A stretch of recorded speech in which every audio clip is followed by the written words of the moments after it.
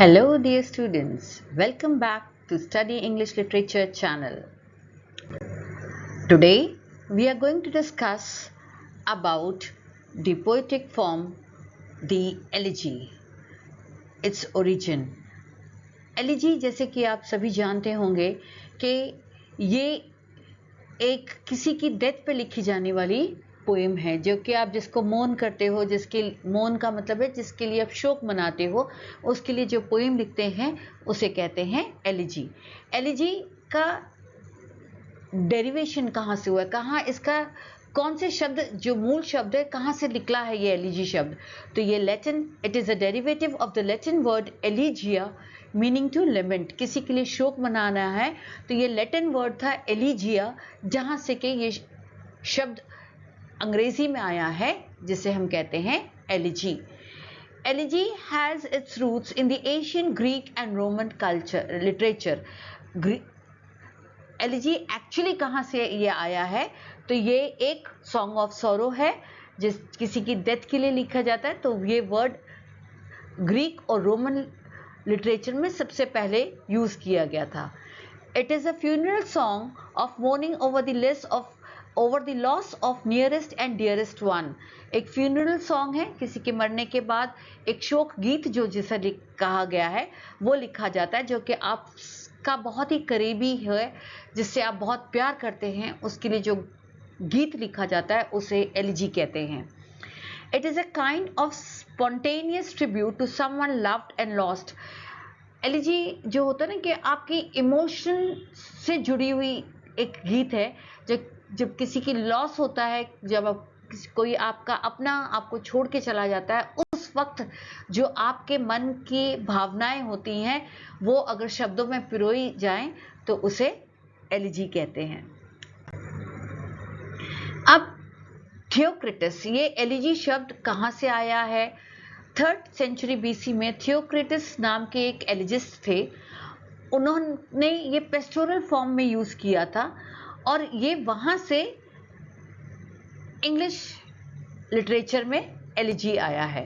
तो pastoral form क्या होता है? जब आप पहाड़ी इलाके में रहते हैं, जहाँ समतल ज़मीन होती है, जहाँ आप अपनी बकरियां चराने ले जाते हैं, तो वो पैस्चर कहलाता है। एंड ये वहीं से ये पेस्टोरल फॉर्म ऑफ एलिजी आई है। While Theocritus is primarily known for his pastoral poetry, particularly his collection of bucolic idyls, idyls यानी फिर सॉन्ग होते हैं, he also incorporated elements of elegy into his work. अब कैसे इनकॉर्पोरेट किया था? इनकी बहुत ही फेमस एलिगिक पोएम है द एपिटा ऑफ बेयॉन। एक लेमेंट है जो कि इनकी फेलो पोएट थे जिनका नाम था बेयॉन, उनके लिए। और एपिटा कौन सा वर्ड होता है? एपिटा जो किसी की डेथ हो जाती है तो उसके ग्रेव पे जो टूम जो होता है उसके ऊपर जो शब्द लिखे जाते हैं उसे एपिटा कहते हैं। Through his elegies, Theocritus infused the pastoral tradition with a deeper emotional resonance, exploring the complexities of human experience amidst the pastoral backdrop. तो थियोक्रिटस ने क्या किया? पेस्टोरल ट्रेडिशन को अपनाया, जिसमें उन्होंने ये बताया कि ह्यूमन एक्सपीरियंस कैसा होता है अगर आप किसी समतल ज़मीन पे आप अपने बकरियां चरा रहे हैं और उस पे आपको आपके दोस्त की, आपके किसी अपने की खोने का गम क्या होता है। तो वो पेस्टोरल बैकग्राउंड में इन्होंने लिखनी शुरू की थी। अब पेस्टोरल ट्रेडिशन 3rd सेंचुरी मैंने बताया बीसी में थियोक्रिटस, ये सिसिलियन पोइट थे, इनसे पेस्टोरल ट्रेडिशन शुरू होता है। ग्रीक पोइट्स कैलिनस, ट्राइटेटस और सिलोन करके ऐसे इन्होंने, ये ग्रीक पोइट्स थे जिन्होंने सोल्जर्स जो कि लड़ाई के दौरान जब मरते हैं उनके ऊपर इन्होंने शोक गीत लिखा था, जो ग्रीक पोइट्स थे। वर्जिल जो थे इटली के थे, इनको ये फॉर्म ऑफ पोइट्री बहुत अच्छी लगी, इसी वजह से यहाँ ये ग्रीक से आप इटली में आ गए, रोम में आ गए। और जो first pastoral elegy English literature में लिखी गई थी वो एडविन स्पेंसर ने लिखी थी, to mourn the death of Sir Philip Sidney in 1586। तो फर्स्ट जो पेस्टोरल फॉर्म ऑफ ट्रेडिशन को अपनाते हुए जो एलिजी लिखी गई थी वो एडमंड स्पेंसर ने लिखी थी, और जो कि शोक मनाते हुए सर फिलिप सिडनी के लिए लिखी गई थी 1586। अब second poem Lycidas, John Milton ने लेमेंट किया था दो चीज़ों को, एक फॉल ऑफ पोइट्री को और उनके बहुत ही एक करीबी दोस्त थे एडवर्ड किंग, 1637 में इनकी डेथ हुई थी, और ये एलिजी भी पेस्टोरल ट्रेडिशन में लिखी गई थी। पीबी शेली की एडोनिस एक फ्यूनरल पोइम है जो कि उन्होंने जॉन कीट्स की डेथ पे लिखी थी। जॉन कीट्स रोमांटिक पोइट थे, पीबी शेली भी उनके कंटेम्प्रेरी थे। अब 1821 में जब जॉन कीट्स की ट्यूबरक्लोसिस से डेथ हुई थी तो बहुत ही यंग एज में इनकी डेथ हुई थी जॉन कीट्स की, और पीबी शेली ने उनको याद करते हुए एडोनिस नाम की पोइम लिखी थी। मैथ्यू आर्नल्ड ने थिर्सिस नाम की एक पोइट्री लिखी थी जो उनके बहुत ही करीबी दोस्त थे आर्थर क्लो, उनकी डेथ पे 1867 में लिखी थी। ये भी पेस्टोरल फॉर्म ऑफ ट्रेडिशन में है। Now we come to the personal elegy. ये एलिजी जो पर्सनली लिखी गई है, किसी की डेथ के ऊपर नहीं पर आम लोगों के लिए। इन 1750 थॉमस ग्रे ने सबसे पहले elegy written in country churchyard नाम की पोइम लिखी थी। ये उनकी पर्सनल एलिजी थी। इसमें उन्होंने पेस्टोरल फॉर्म ऑफ ट्रेडिशन को नहीं अपनाया था। ग्रे ने यहाँ लेमेंट किया था गरीब विलेजेस को जो कि कंट्री साइड चर्चयार्ड में दफनाए हुए थे, जिनके पास इतने पैसे नहीं थे कि उनकी कब्र को वो एक सजा देते या उस पर मार्बल का स्टोन लगा देते।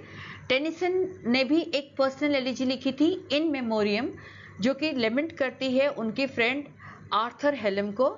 इनकी टेनिसन की एक और पोइम हमने पढ़ी है ब्रेक ब्रेक ब्रेक, जो उन्होंने 1834 में लिखी थी पर पब्लिश ये 1942 में हुई थी। सेम यही इन मेमोरियम में ये काफ़ी बड़ी है, इसमें इन्होंने फिलॉसफी ऑफ लाइफ को लेकर के एलिजी लिखी है।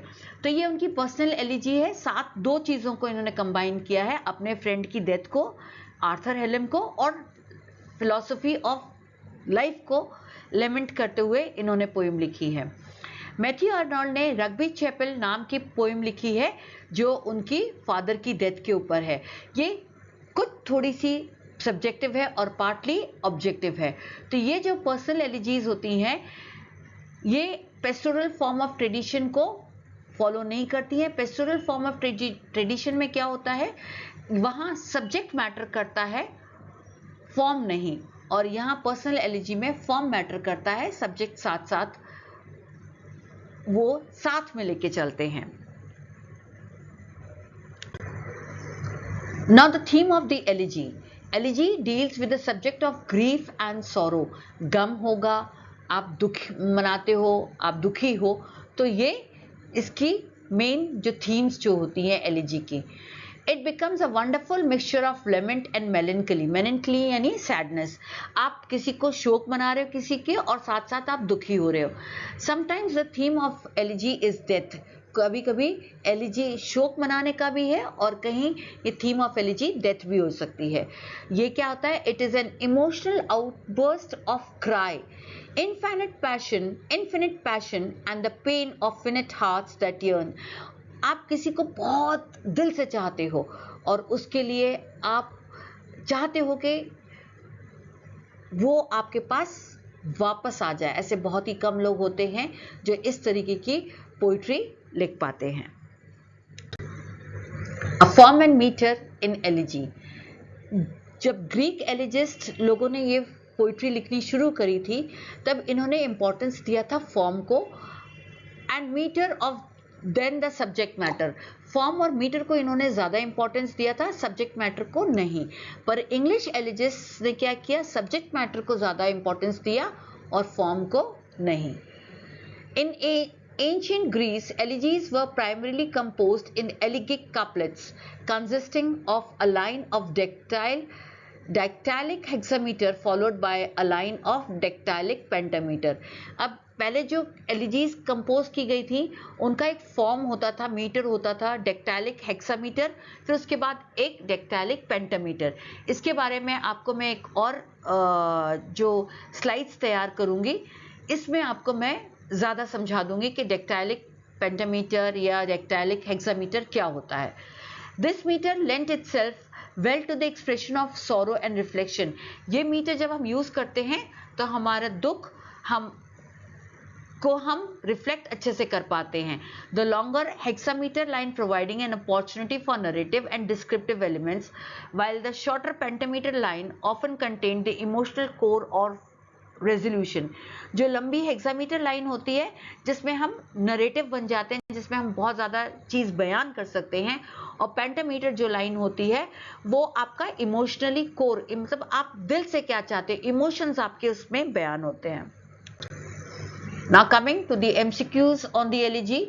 Which Italian poet is credited with popularizing the use of the term elegy in the context of mourning during the Renaissance? Renaissance period में सबसे ज़्यादा जो, अगर हम इस टर्म को, एलिजी को, जिसने लोगों तक पहुंचाया था या पॉपुलर किया था, उनका नाम था पेट्रार्च. Which English poet is known for his collection of elegies titled Elegies upon Sundry Occasions? अब ये कौन से इंग्लिश पोइट थे जिन्होंने एलिजीज अपॉन सन्ड्री ओकेशंस लिखी थी, जो कि पब्लिश हुई थी 1612 में? तो इनका नाम था Ben Jonson. Which English poet is often regarded as one of the masters of the English elegy for his profound exploration of grief and loss in poems like Lycidas? अब कौन से ऐसे पोइट जो हैं इंग्लिश एलिजी के जिन्होंने Lycidas नाम की पोइम लिखी थी? और ये मैंने आपको पहले भी बताया था कि ये लिसिडस नाम की पोइम जॉन मिल्टन ने अपने फ्रेंड एडवर्ड किंग के लिए लिखी थी. Now which English poet wrote elegy written in country churchyard, a reflective poem contemplating the lives of the rural poor and inevitability of death? ये कौन से ऐसे अंग्रेजी पोइट थे जिन्होंने elegy written in country churchyard नाम की पोइम लिखी थी, जिसमें इन्होंने गरीब लोगों के बारे में और जो डेथ है, जो इनएविटेबल है, सबको आनी ही है एक दिन, उसके बारे में बात करी है. तो ये कोई और पोइट नहीं थे, थॉमस ग्रे थे. During which literary period did the English elegy experience a significant revival characterized by its own exploration of personal loss and emotional depth? ये कौन सा लिटरेरी पीरियड था इंग्लिश लिटरेचर में जो इंग्लिश एलिजी ने अपने आप को फिर से रिवाइव किया था? ये रोमांटिक पीरियड था और इसे रोमांटिसिज्म कहा गया है. रोमांटिसिज्म एक ऐसा इंग्लिश लिटरेरी पीरियड है जहाँ की रोमांटिक पीरियड्स जैसे कि Shelley, Keats, Wordsworth, S T. Coleridge, ये सारे पोइट्स ने इस फॉर्म ऑफ पोइट्री को रिवाइव किया था. Which English poet is known for his elegies such as In Memoriam A.H.H. Which mourns the death of his close friend? अब हमने कौन से ऐसे पोइट को पढ़ा है जिन्होंने इन मेमोरियम, AHH का मतलब है आर्थर हेनरी हेलम, और आर्थर हेनरी हेलम के लिए जिन्होंने पोइम लिखी थी, he is none other Alfred Lord Tennyson. Alfred Lord Tennyson ने ब्रेक ब्रेक नाम की भी पोइम लिखी थी अपने इन्हीं दोस्त के लिए, आर्थर हेनरी हेलम के लिए, और इन मेमोरियम में उन्होंने फिलॉसफी ऑफ लाइफ को भी डिस्कस किया है.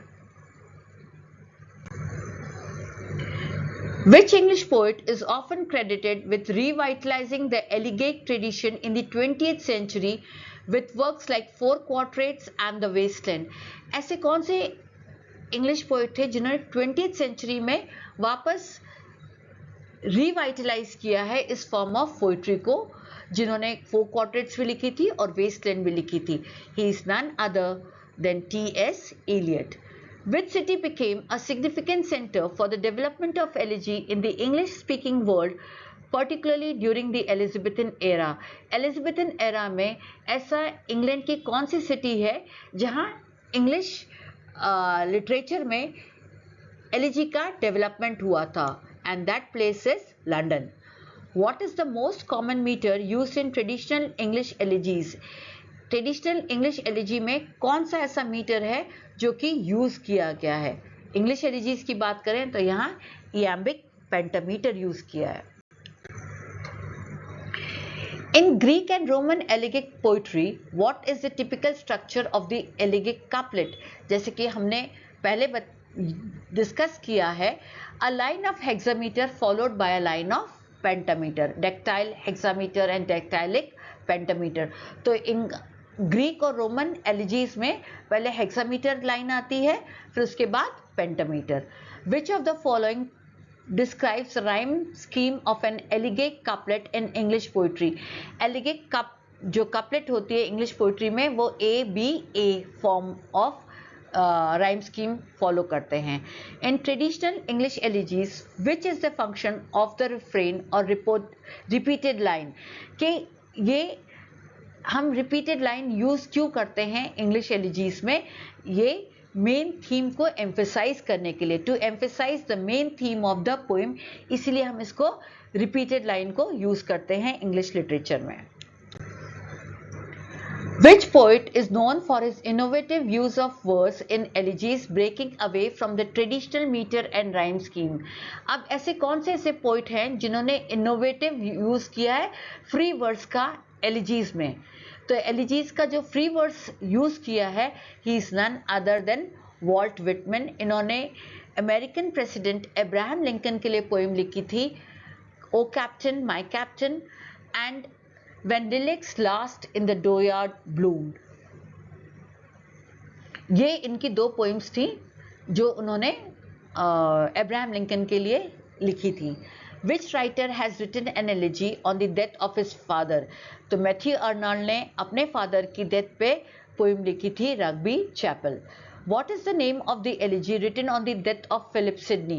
फिलिप सिडनी की डेथ के ऊपर जो एलिजी लिखी गई थी, एलिजी किसने लिखी थी? एडमंड स्पेंसर ने फिलिप सिडनी की डेथ के ऊपर, और उस एलिजी को नाम दिया था Astrophil. Thank you. Please do share, like and subscribe to my channel Study English Literature. For more details, you can visit my blog www.studyenglish.com.